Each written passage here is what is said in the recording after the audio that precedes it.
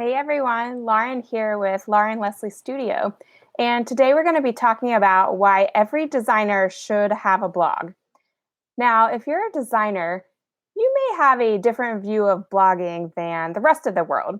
To designers, blogging isn't this glamorous thing where you walk around the city drinking a latte all day. Designers in their day to day job understand how much actually goes into creating content like this. I mean, for our jobs, we're looking at trend research, color research, getting props, doing photo shoots. We understand that you're going to be lugging around different props all over town, and it's a lot of physical work. Um, and so when it comes to blogging, we're kind of like, oh, like I just want to create the content. I want to just design. Like I don't want to have to do the marketing part of my design business. And I think that's super natural for designers. We really just want to be creative, be in our element, be our little introverted selves, listening to music and drawing or painting or creating graphics. So the marketing part can be a little bit difficult because we don't always like being in the limelight. We don't like talking about ourselves or bragging about ourselves. We just really want to like do the work and like hope people like it. But the problem with that is nobody's going to see it if you don't promote it, especially if you're a solopreneur and you have a design business or a side hustle like I do. I started my Etsy shop in 2011, and since then have been really focused on growing that design business, especially in the last year. And I would say from like 2011 until like 2016, mid 2016, or 2017, actually, I didn't really do any promoting. I had my Etsy shop. If people found my work, that was great. Like I loved having the extra money, but it wasn't something um, that I really like worked hard to promote and get in front of people's eyes. And so for that reason, it was just kind of this flat line. The business didn't really grow like this, like, the way you would want it to. So I think a big reason for why it just kind of stayed flat was because I wasn't blogging.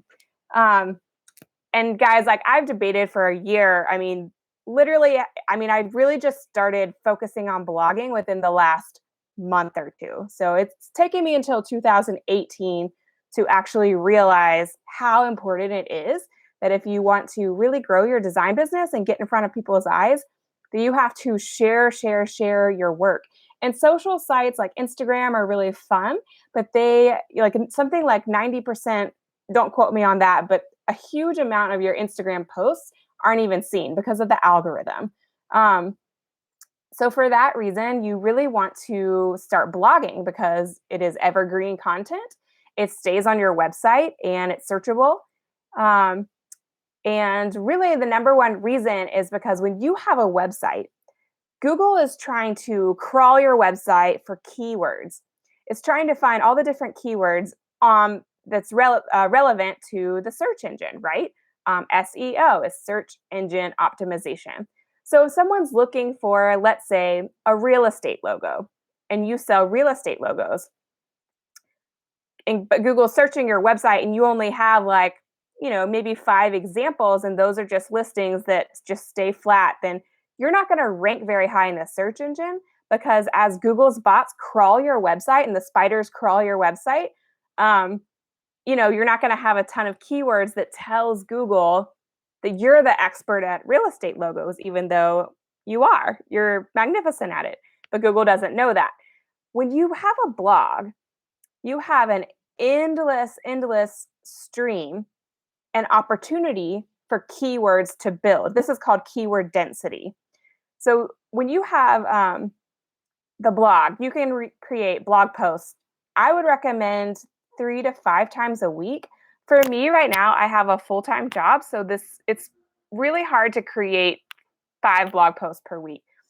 I've been able to crank out about 3 per week, and that's going back to different customer examples, which is a pretty quick blog post. You're able with that to create a template. So, if you're a designer, this is what I would recommend first. If you're having trouble coming up with ideas for blog posts, I would go back to old customer work, customer projects, and just spell out the project from start to finish. It can be super quick and it can just be a template with 2 to 3 graphics, and you just plop them in and just say, hey, this customer came to me and wanted a real estate logo, blah, blah, blah. This is, the brief, and this is the finished piece. Voila. This is what she sent me. She loved it. And now she uses it in her um, in her business, and she's super happy with it. So that's an easy way to create multiple blog posts over and over again for your keyword density. So that way, if you're saying, hey, I did this customer project, I did this customer project, and you're using the keywords, real estate logo over and over again, all of a sudden that really starts to add up on Google, and Google's spiders are crawling your website being like, oh, like this person is the expert on real estate logos because it sees that keyword over 100 times. So it's going to rank your website at the top of Google and hopefully get on the first page for being an expert in your niche. Um, also, so SEO is one of the main reasons to start blogging. And that's like a really good way to build up your keyword density, as I was just saying.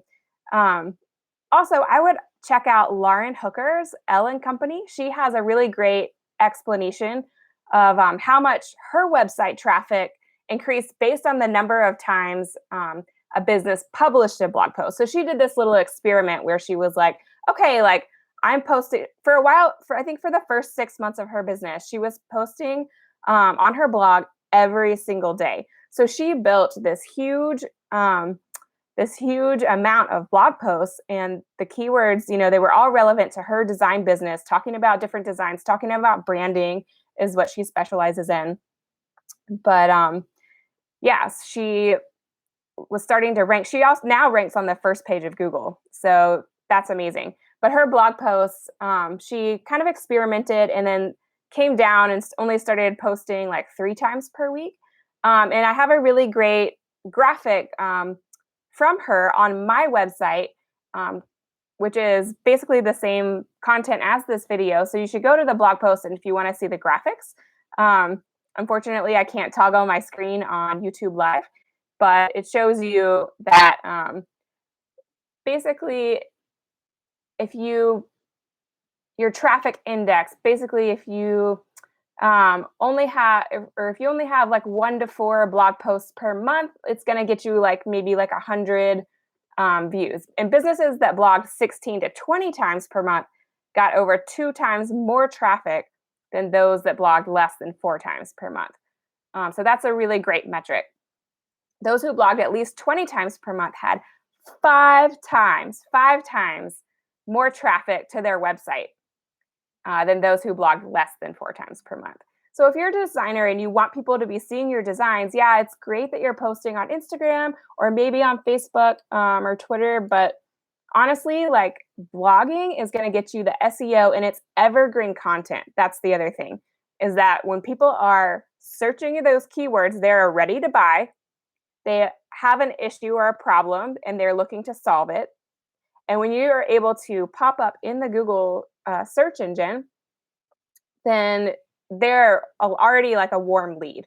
Whereas if you're posting on Instagram or something like that, not to knock on Instagram, I love Instagram, but people are just kind of bored and they're scrolling through their phone and they're, oh, that's pretty hard. Oh, that's pretty hard.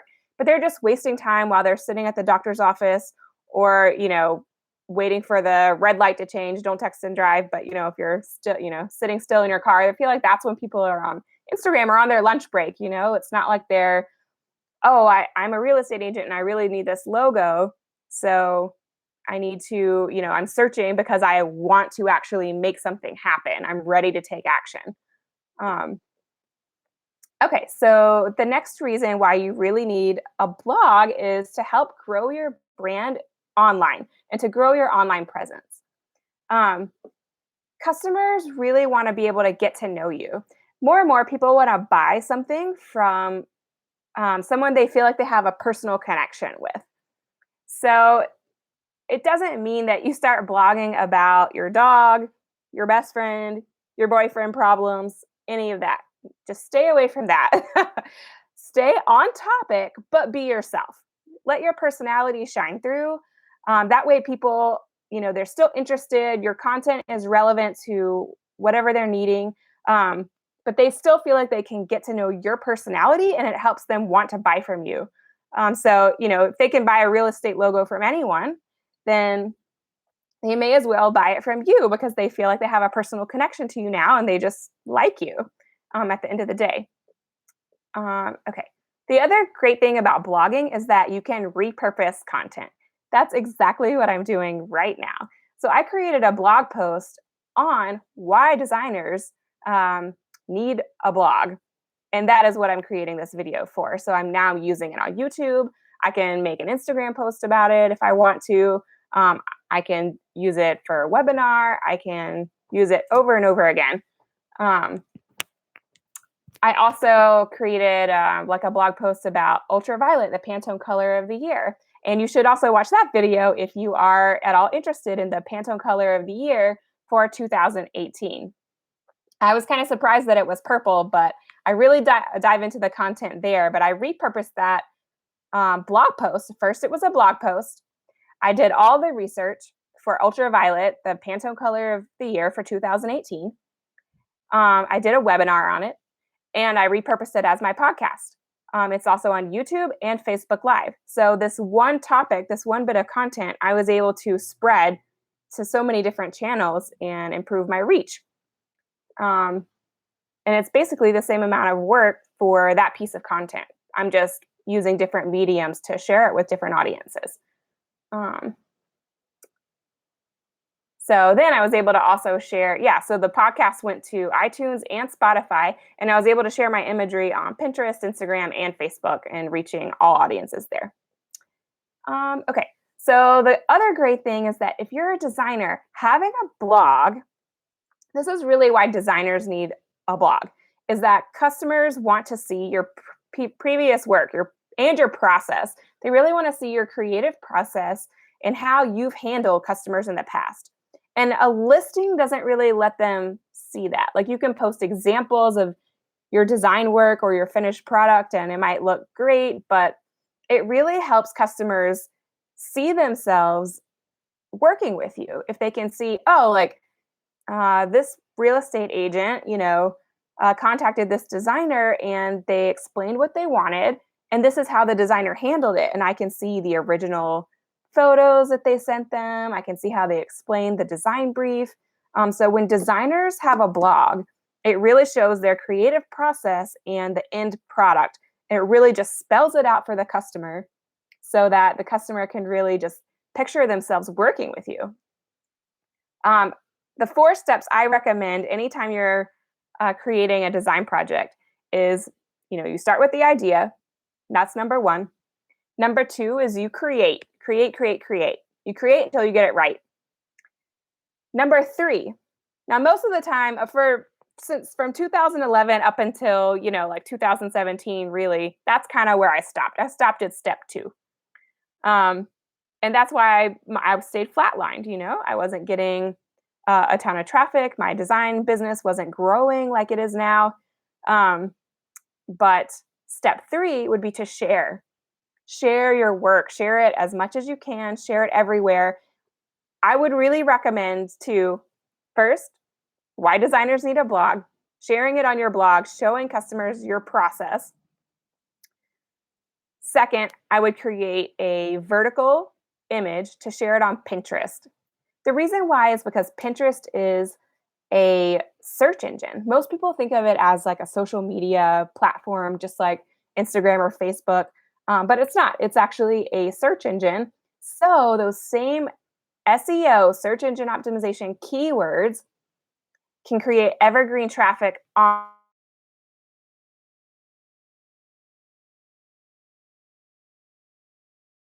link that back to Facebook. Link that back to Pinterest. Also, sure, post it on Facebook, post it on Instagram. But I would first recommend Pinterest and YouTube, because YouTube and Pinterest are both search engine sites. So they are basing everything on keywords, and you want to just be able to rank there, and it just creates evergreen content so that you can always, always, always share that information. And the fourth step, so you have ideas, create, share, and the fourth one is teach. So you want to share your work, you want to share your designs. Yes, yes, yes. Love, love, love. But the way you can really add value too is to teach other people your creative process. You can teach, like I'm doing now, other designers why they need a blog. Why do designers need a blog? Well, I just told you. So that is pretty much it. But if you really, really, really can't stand the idea of blogging, I still recommend it. Every designer needs a blog. That's what I would recommend. But if you really can't handle it, then there are other things you can do, like create a video blog. Like if you just can't sit down and type, I understand. For me, it helps get my thoughts out. It helps me organize my thoughts. Sorry, my cat's in the background. She likes to be on the channel too. Um, but you can vlog. That's the new form of vlogging, which is a video blog. So I would do that, but you definitely want to be putting yourself out there and not forgetting those last two steps, which the first two are ideas, create, share, and teach. Definitely share and teach. Okay, guys, thanks so much for tuning in. I'll see you next time.